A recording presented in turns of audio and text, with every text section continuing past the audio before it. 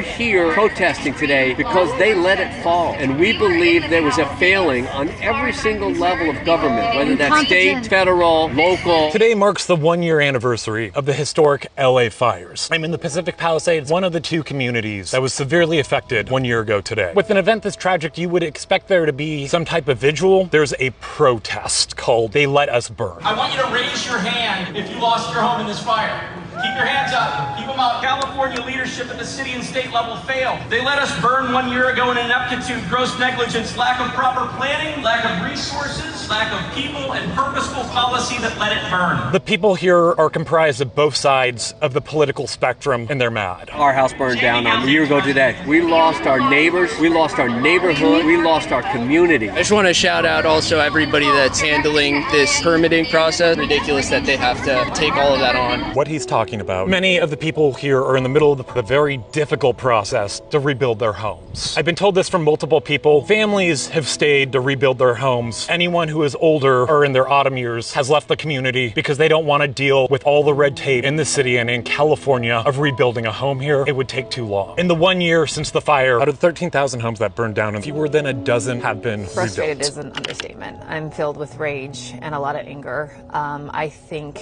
it wasn't even a failure. I believe it was an absolute choice.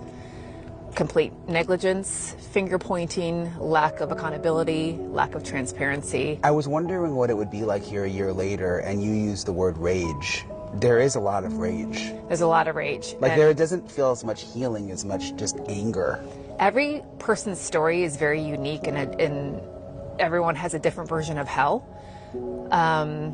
Those with houses still standing are fighting because they can't get the money to remediate. Those that are fighting with insurance can't rebuild. No one's really able to move on yet. There's very few cases where, the foundation's being poured and they're willing to move forward. Now it's time to build. The rebuilding process has been daunting for many. With more than 300 lots sold, 123 are currently for sale. Corporations and investment properties have been trying to buy the land. The ground's still on fire, and there were developers coming in asking, did you want to sell your property? I was so enraged at that point. 1 year ago, the Eaton fire wiping away more than 9,000 structures, leaving a trail of destruction across Altadena. The whole neighborhood is gone. I don't know how we're going to come back from this. With the uncertainty of insurance payouts, community organizer Zaire Calvin has been on the front lines. He's also the brother of Evelyn McClendon, one of the 19 lives lost in the Eaton fire. On the west side of Altadena, we literally saved ourselves. There was not help. There were no alerts. The system failed. We didn't have water to put the fire out. When the firefighters were running around, that was one of the complaints, is we don't have water. Displaced residents demanding compensation from SoCal Edison.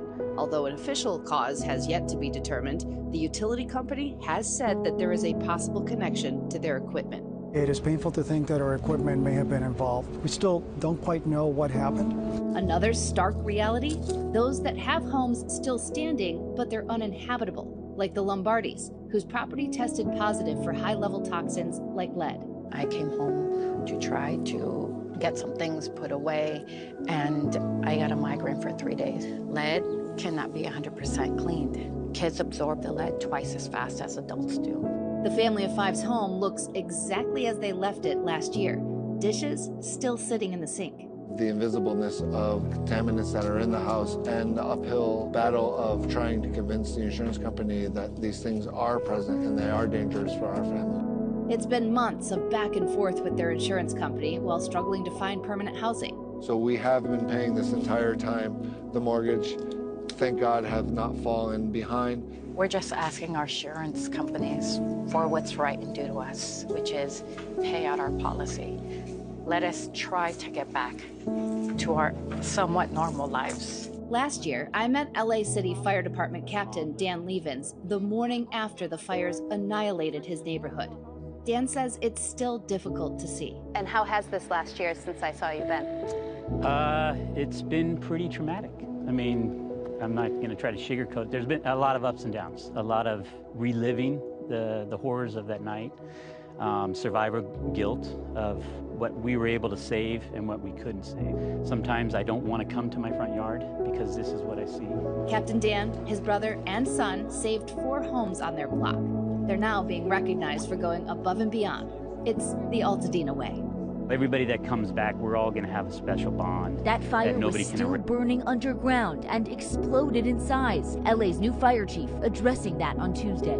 There were clearly significant shortcomings in our response as a department. The department has new protocols and tools, including drone technology, to prevent a similar disaster. But as authorities adapt, some residents are still reeling. I never thought that I'd be standing here saying that my house is no longer standing. The whole year was a lot of different steps to try to get to being able to move back in. Across the region, only a fraction of homes have begun to be rebuilt, a process described as complex and exhausting. This homeowner, a 16-year Palisades resident, has decided to rebuild, but is looking for more accountability. I want my neighbors who can come back the least to still come home, and I think the only way they can do it truly is if the state and city live up to their responsibility towards the citizens.